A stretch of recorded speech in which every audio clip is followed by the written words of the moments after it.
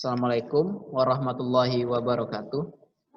Salam sejahtera untuk kita semuanya.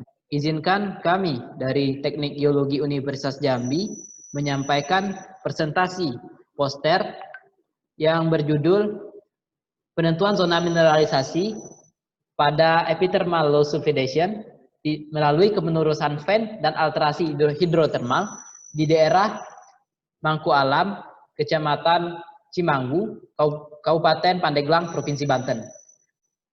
Indonesia merupakan suatu negara yang dilalui oleh 3 lempeng benua, yaitu yang pertama Eurasia, Indo-Australia, dan Pasifik. Dari pertemuan 3 lempeng ini akan menghasilkan deretan pegunungan api aktif. Dari pegunungan api aktif keterkaitan dengan struktur geologi dan terjadinya proses pencucian hidrotermal, maka akan mengindikasikan keterdapatan mineral biji.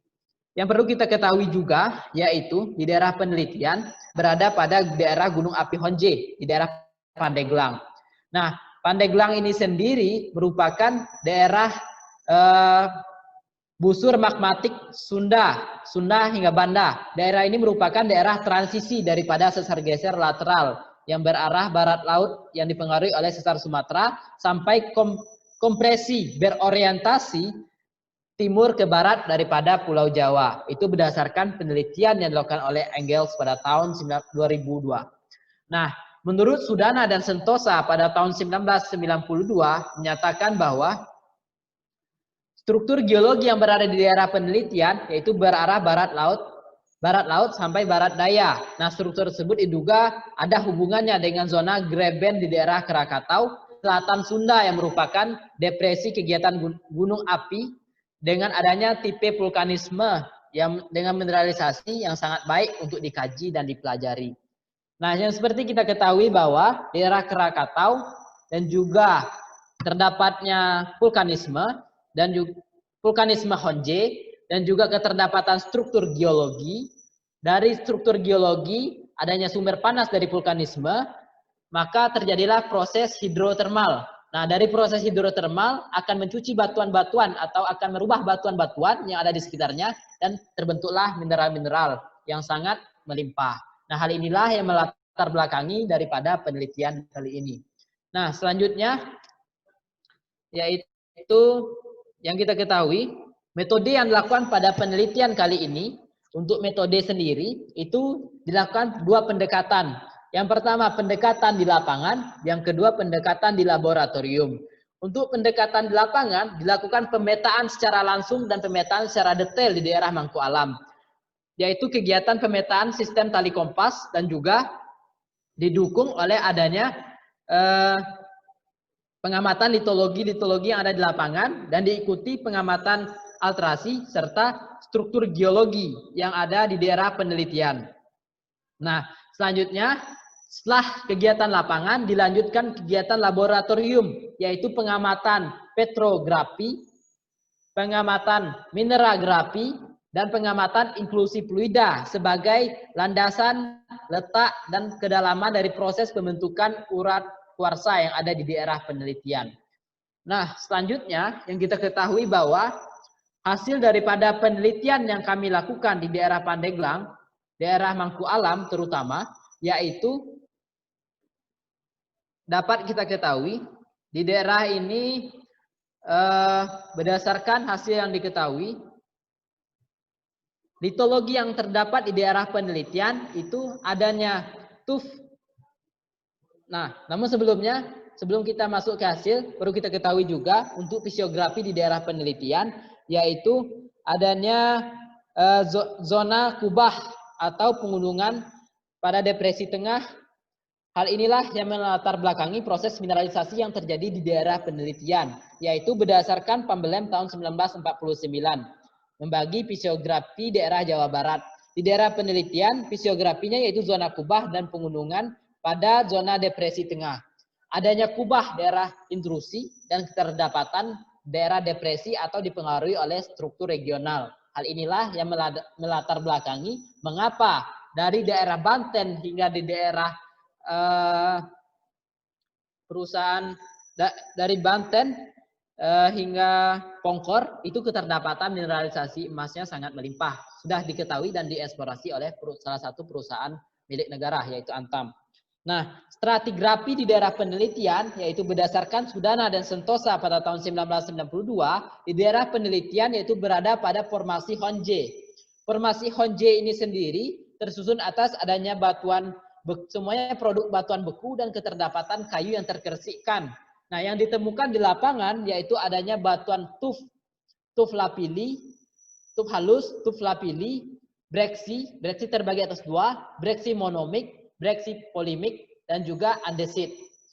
Nah, untuk stratigrafi ini sendiri berdasarkan Sudana dan Sentosa. Nah, selanjutnya morfologi yaitu daerah penelitian berdasarkan fisiografi dan litologi yang didapat di daerah penelitian, maka di satuan bentuk asal dari daerah penelitian yaitu merupakan wilayah vulkanisme, yaitu mulai dari lereng hingga kaki.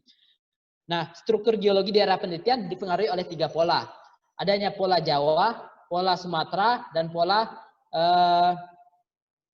Meratus yang berarah orientasinya timur hingga selatan, Jawa barat hingga pola Meratus utara selatan, pola Jawa timur ke barat, terus pola Sumatera barat laut tenggara. Namun di daerah penelitian lebih cenderung mengikuti pola sesar Sumatera karena dia berada bagian ujung Pulau Jawa dan berdekatan dengan Krakatau. Nah, untuk hasil yang didapat di lapangan, litologi setelah saya sebutkan tadi, ada semuanya vulkanik, batuan vulkanik, dan juga alterasi yang terjadi di daerah penelitian, yaitu seperti yang kita ketahui, bahwa untuk alterasi di daerah penelitian, yaitu keterdapatan 3. Sebenarnya ada 4, cuma dikelompokkan menjadi 3. Adanya alterasi ilit, daerah yang tipe alterasi tinggi. Yang kedua, alterasi smektit. Yang ketiga yaitu klorit. Nah, ini ada kaitan eratnya dengan struktur geologi dan kemenurusan fen. Semakin dia mendekati daerah kemenurusan fen, maka dia akan semakin membentuk alterasi yang tingkat tinggi, terutama ilit. Nah, untuk alterasi sendiri, seperti yang kita ketahui, ini warna merah yang digambar, ini merupakan area dari fen yang kami analisis. Nah, di pinggir daripada sepanjang fen ini merupakan alterasinya bersifat ilit. Nah, di sini. Nah, setelah itu, di luar daripada ilit sendiri, untuk grade alterasinya sendiri, tersebut terdapat smektit. Ilit ini berwarna putih dan smektit berwarna abu-abu. Nah, jauh dari ilit dan smektit, lalu terdapat lagi alterasi rendah, yaitu klorit. Namun yang didominan di daerah penelitian, yaitu tipe alterasinya bersifat smektit dan juga ilit. Nah, berdasarkan tabel Cobbett and Leach pada tahun 1996, dari keterdapatan alterasi yang ada di daerah penelitian, yang seperti kita ketahui, dominasinya yaitu ilit dan smektit, maka dapat disimpulkan berdasarkan tabel ini, maka daerah penelitian tipe alterasinya yaitu argilik. Kaitan struktur geologi. Nah, berdasarkan Modi and Hill menyatakan bahwa pola sesar dari Pulau Jawa. Nah, di ujung Pulau Jawa sendiri, terutama bagian barat di daerah Banten, itu masih adanya kaitan pengaruh daripada sesar Sumatera. Nah, seperti yang kita ketahui, di daerah penelitian itu ada 3 fase sesar. Walaupun di sini tidak saya masukkan petanya. Ada 3 orde pembentukan sesar. Orde pertama masih berarah barat laut tenggara mengikuti sesar Sumatera. Seperti ini. Ada 2 buah sesar. Terus ketika di orde kedua, dia akan tegak lurus terhadap sesar utama, akan membentuk sudut 45 derajat terhadap sesar utama. Ini berdasarkan buku Modi and Hill. Nah, dari 45 derajat ini dipengaruhi oleh ketika satu sesar ini melalui pergerakan, saling bergerak, maka di tengahnya akan membentuk zona tarikan. Nah, zona tarikan inilah akan membentuk sesar orde kedua dengan bentuk sudut 45 derajat. Nah, di sesar tarikan inilah membentuk zona bukaan. Zona bukaan inilah yang nantinya akan membentuk sebagai tempat keluarnya urat fluida daripada hidrotermal dan membentuk fen urat kuarsa. Nah, pada orde kedua inilah yang cenderung membentuk karena dia bentuk zona bukaan sebagai tempat pengendapan daripada mineral-mineral biji. Nah, di orde ketiga dia akan memotong terhadap orde kedua juga membentuk sudut 45. Maka hal itulah yang mengindikasikan mengapa di kegiatan daripada penentuan zona mineralisasi di kemenurusan Venn itu sangat dipengaruhi pemetaan struktur geologi karena akan mengetahui kemenurusan daripada urat kuarsa apakah dia terpatahkan oleh sesar atau tidak. Nah, itu. Nah, selanjutnya setelah kita kaitkan dengan struktur geologi dengan alterasi yang ada tadi, maka kita lanjutkan dengan proses daripada inklusi fluida.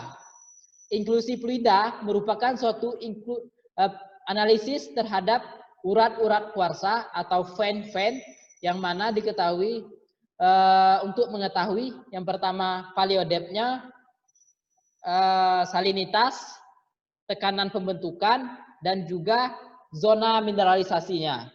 Nah, itu menggunakan metode inklusi fluida terhadap urat. Di daerah penelitian, di daerah Mangku Alam, saya menemukan urat, yaitu dia ukurannya yaitu 15 sampai 30 cm, itu bisa dibilang sebagai vein. Di bawah dari 1 cm itu disebut sebagai veinlet. Ketika veinlet memotong antara satu dengan yang lain itu disebut sebagai stockwork. Namun yang saya temukan yaitu vein yang sangat besar, yaitu sampai 30 cm. Ketika dia berukuran lebih dari 10 cm, maka disebut sebagai vein. Inilah yang kita cari. Nah, vein ini kita bawa ke dalam laboratorium, kita lakukan analisis inklusi fluida. Nah, ketika dilakukan analisis inklusi fluida, yaitu didapatlah nilai tekanannya dan juga didapat dari analisis inklusi fluida, maka didapatkan nilai-nilai tekanan, nilai salinitasnya, serta nilai temperatur pembentukan seperti yang kita lihat di sini.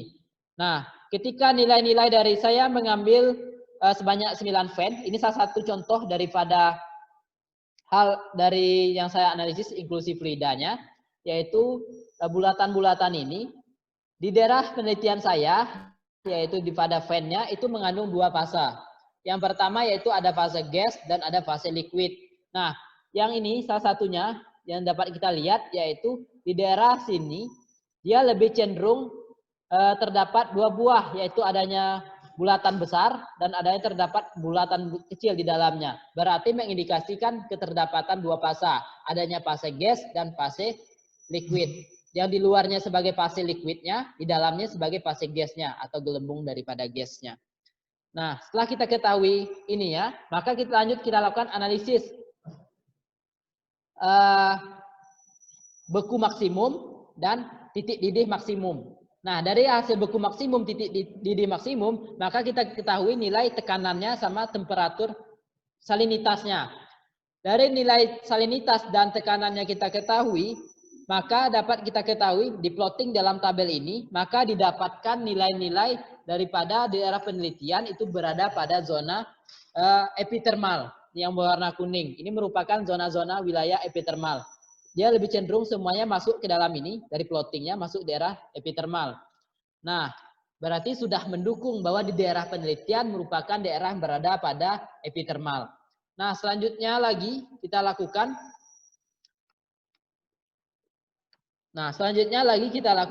Setelah kita ketahui zona ini, dia berada di zona epithermal, maka dapat diketahui suhu pembentukannya. Karena dia nilai daripada suhu pembentukannya yaitu dapat diketahui sebesar 217 derajat Celcius, sedangkan nilai salinitasnya yaitu 1,06%. Dari hasil analisisnya, maka kita tarik kepada tabel Buchanan. Tadi dalam tabel Buchanan pada tahun 1981 Buchanan. Nah, kita tarik antara nilai daripada suhu pembentukannya, masukkan ke sini. Maka kita ketahui paleodepthnya. Kita tarik garis merahnya, paleodepth dan juga posisi daripada vein yang kita ketahui di atas permukaan tadi. Nah, dari posisi inilah maka dapat disimpulkan yaitu di daerah penelitian saya, yaitu dia berada pada 217 derajat Celcius. dengan kedalaman 345 meter di bawah permukaan paleodepth atau kedalaman purbanya ketika pembentukan, maka dapat diketahui dia sudah mendekati zona biji, yaitu zona biji biasanya berada di bawah, yaitu di zona boiling level. Itu disebut sebagai zona biji. Sedangkan saya berada pada zona interval logam mulia. Berarti tinggal berapa meter lagi ke bawah permukaan akan menemukan zona mineralisasi biji. Nah, dari hal demikianlah maka dapat didukung juga pada hasil mineralografinya di daerah permukaan di sekitar batuan yang berada di sekitar fan, batuan-batuan yang berada di sekitar dinding fan itu kami lakukan mineralografi, yaitu batuan-batuan pembawanya yaitu berupa andesit. Itu terdapatan mineral-mineral biji, yaitu diantaranya adanya pirit, kalkopirit, magnetit, dan juga pirit, kalkopirit, magnetit, dan kalsit. Nah, dari mineral pembawa ini sendiri sudah mendekati sebagai mineral asosiasi daripada mineral pembawa biji, terutama biji emas dan perak. Nah, dari keterdapatan litologi, struktur geologi,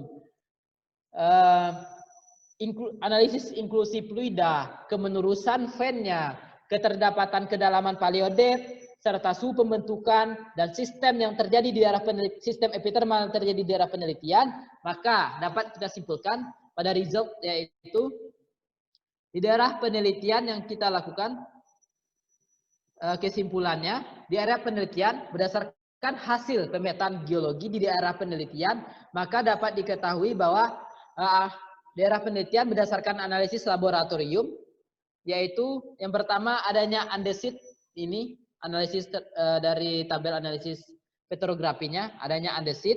Yang kedua adanya breksi polimik, breksi monomik, serta tuf dan tuf lapili dengan tipe alterasi yaitu argilik karena mineral alterasinya yaitu adanya ilit, klorit, smektit dan ilit yang dominan, maka disimpulkan tipe alterasinya yaitu argilik.